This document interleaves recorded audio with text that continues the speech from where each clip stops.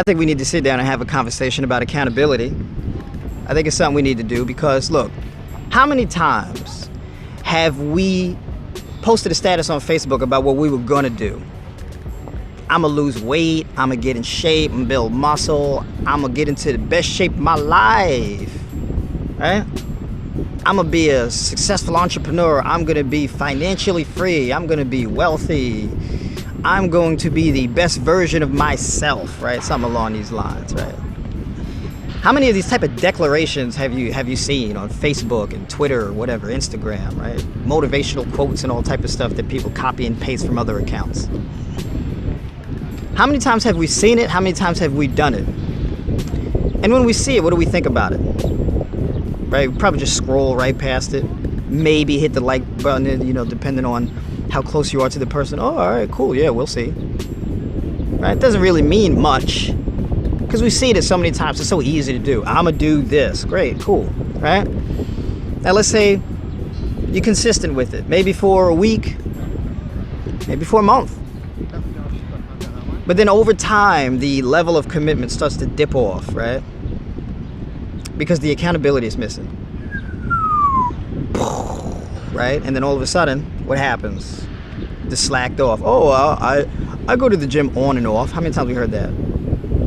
I'm consistent sometimes. It's on and off. Right? How many people live in life on and off? Chasing their goals on and off, right? Pretty common thing. So it is very common. It's very commonplace for people to struggle with accountability. Why is this? How well do we understand accountability? Now hear me out here, okay?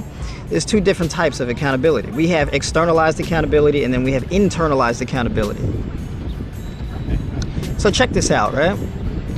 We go through most of our lives, let's be real. Ever since we're a child, all the way into our adult years, we have someone else holding us accountable. That is externalized accountability, right? Your parents, they wake you up in the morning, whoosh, whip the covers off, time to get to school, not taking no for an answer, let's go, right? Show up to school, right? Your teachers expect you to be there at a certain time. They expect you to behave, right, a certain way. They expect you to show up with your homework, all of this type of stuff, right?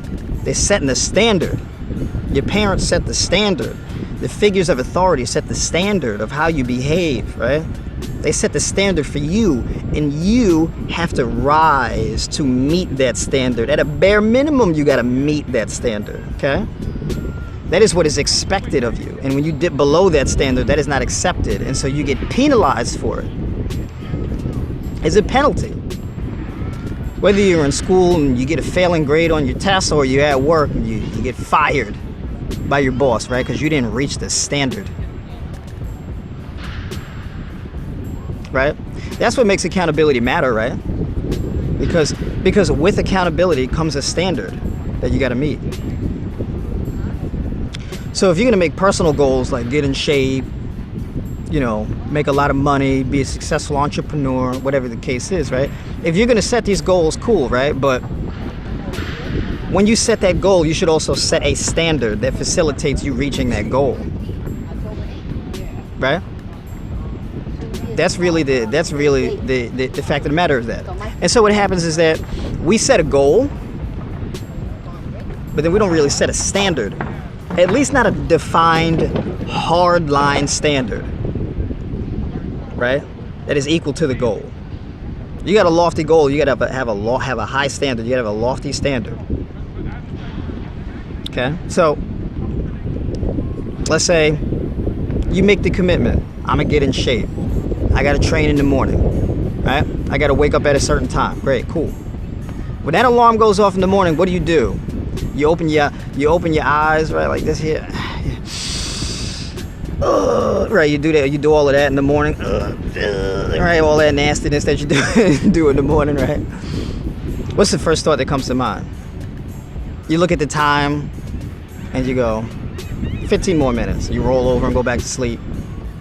Right? Maybe you hit the snooze button a couple times. You go, I'm tired. It's early. It's still dark outside, right? You get all these ideas in your mind. But imagine if the first thought that came to your mind is, my standard, right? Because when you set that goal, you also set a standard. And then the next day came and it was time for you to work. It was time for you to get up. It was time for you to take action. And you thought, my standard. I need to get up right now. I cannot hit that snooze button because my standard does not allow me. My expectations of myself and what I am willing to accept of myself will not allow me to hit that snooze button. It will not allow me to slack. My standard. Here's where things get really interesting, right? My standard. Get a whiteboard, write it in big bold letters. My standard. Right? Get those 2 letters in bold. White screen, black background. Black screen. That don't even make any sense. White screen, black letters. Black screen, white letters, right? Boom, bold. My standard. Get it printed on a t-shirt. My standard. You know what that means. Maybe no one else knows what it means, but you know what it means, right? So this is a great way to hold yourself accountable, right? Because your standard is in your face all the time. Every time you go time to make a decision, every time there is a window of opportunity to slack, boom, my standard. I made the commitment. I set my standard. I gotta. This is cool. That's my jam too. Hey, that's my jam. No, my jam too. Yeah, right. So you set the standard. Always reminding yourself of your standard. And when you make that a habit, you do it for weeks, months, years, etc. Right? It becomes a habit, and then that's just your standard now. You go from not being a morning person to being a morning person. You go from being a person that struggles with commitment to just easily just committing to your goals and doing what you got to do. You become a champion, right? Because you set the standard of a champion, right? And then as time goes on, you can gradually raise that standard as you get better, as you get more confident, as you get more successful. You raise that standard, and you're rising, and you're just up there. You're just winning constantly. And you're constantly winning, and you're constantly raising your standard, and you're constantly holding yourself accountable, right? It's just these constants that's just breed constant winning. That's the basic idea behind cultivating internalized accountability.